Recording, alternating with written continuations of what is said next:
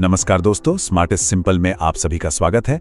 आज की हमारी क्लास का टॉपिक है राजस्थान नगरपालिका अधिनियम 2009 की धारा 118। चलिए इसको एग्जाम के पॉइंट ऑफ व्यू से बिल्कुल डिटेल में समझते हैं। अच्छा, आगे बढ़ने से पहले एक जरूरी बात, आपकी तैयारी में कोई कमी ना रह जाए, इसके लिए हम पूरी तरह से कमिटेड हैं। याद रखिएगा, एक्ट पर हमारे 3 वीडियो रोज आते हैं, सुबह 10 बजे, दोपहर 3 बजे और रात 8 बजे। और हाँ, डेली सुजस-सार वाला वीडियो तो है ही। तो फिर तैयार हैं सब?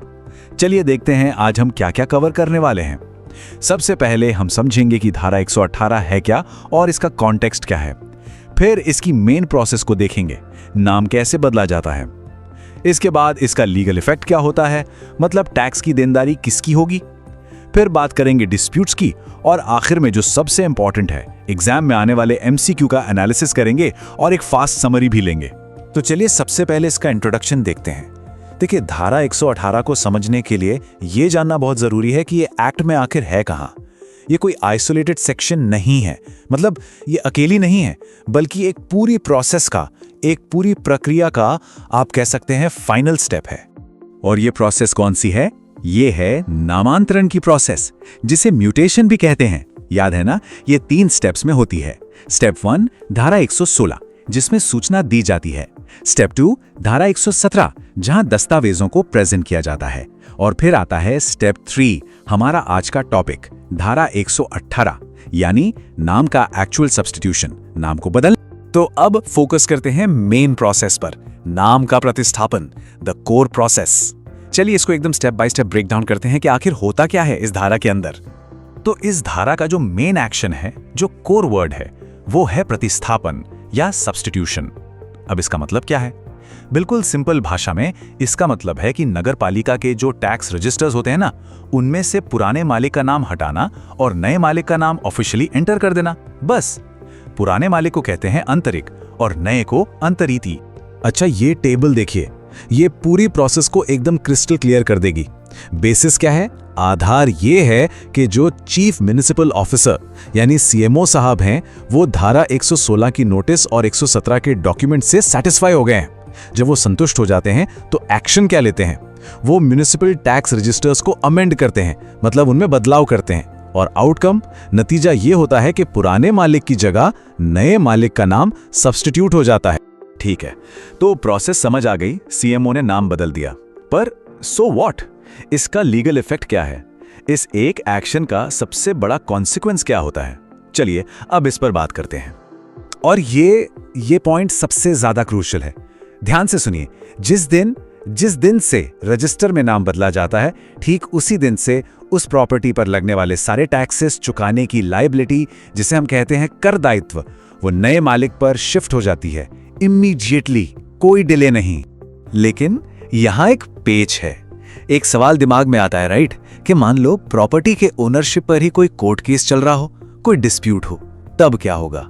ऐसे में म्युनिसिपैलिटी का रोल क्या है, उसकी सीमा क्या है? दोस्तों, ये एक बहुत ही फाइन पॉइंट है और एग्जामिनर यहीं से क्वेश्चन बनाता है, तो एकदम ध्यान से समझिएगा। अब ये जो स्लाइड आप देख रहे हैं, ये इस पूरी धारा की आत्मा है, the soul of this section. यहां 2 बातों के बीच एक मोटी दीवार खींची गई है। एक है फिस्कल पर्पस यानी टैक्स कलेक्शन का काम, और दूसरा है जुडिशियल पर्पस यानी ओनरशिप तय करने का काम। म्युनिसिपैलिटी का काम सिर्फ पहला वाला है, टैक्स कलेक्शन। उसका काम सिर्फ ये पता करना है कि भैया टैक्स देगा कौन। वो कोर्ट नहीं है, वो ये तय नहीं कर सकती कि प्रॉपर्टी का असली मालिक कौन है। ये काम सिर्फ सिविल कोर्ट का है। तो इस बात को एकदम दिमाग में बिठा लीजिए, ओनरशिप यानी स्वामित्व पर फाइनल डिसीजन हमेशा सिविल कोर्ट का होगा, म्युनिसिपैलिटी का नहीं। नगरपालिका के रजिस्टर में नाम चढ़ने का मतलब सिर्फ इतना है कि अब टैक्स आप देंगे। ये ओनरशिप का फाइनल प्रूफ नहीं है। चलिए, बहुत थ्योरी हो गई। अब देखते हैं कि एग्जाम में सवाल कैसे आता है। जो कुछ भी हमने सीखा है उसे एक रियल एग्जाम लेवल एमसीक्यू पर अप्लाई करते हैं। इससे कॉन्सेप्ट एकदम सॉलिड हो जाएगा।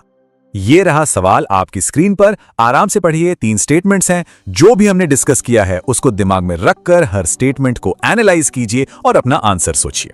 तो सही जवाब है ऑप्शन बी, केवल 1 और 3। अब सिर्फ जवाब जानना काफी नहीं है, हमें यह भी समझना है कि यह सही क्यों है और स्टेटमेंट 2 गलत क्यों है। चलिए डाइसेक्शन करते हैं इसका। को देखिए, ये कहता है कि 116 और 117 की कंडीशंस पूरी होने पर सीएमओ नाम सब्स्टिट्यूट करेगा। ये बिल्कुल करेक्ट है। ये उसकी ड्यूटी है, उसका कर्तव्य है, ये उसकी मर्जी पर नहीं है। अब आता है स्टेटमेंट 2 और यही है वो क्लासिक ट्रैप।